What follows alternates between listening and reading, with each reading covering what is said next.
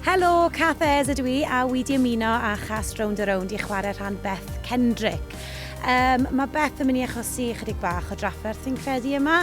Mae'n hen ffrind i Wyn o Sbaen, oedd hi'n byw yn Sbaen gyda'i gŵr, ond wedi gwahanu wrtho fe a wedi penderfynu dod yma i'r gogledd i agor bar newydd.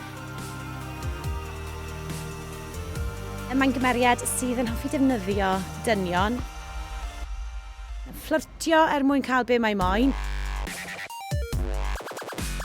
A mae fel arfer yn cael ffordd ei hunan, a mae'n gallu troi dynon rownd i bys bach. Felly wy'n siŵr bydd na lot o ddrama yn dilyn i hanesion hyd ar holl dynon yn dod rownd.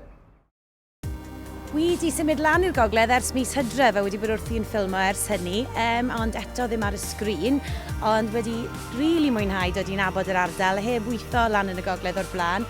Mae wedi bod yn lyflu a maen nhw'n gast a chryw hyfryd. Felly wedi joio'r profiad mor belled ac yn edrych ymlaen i weld beth a ddaw i gymeriad Beth Kendrick.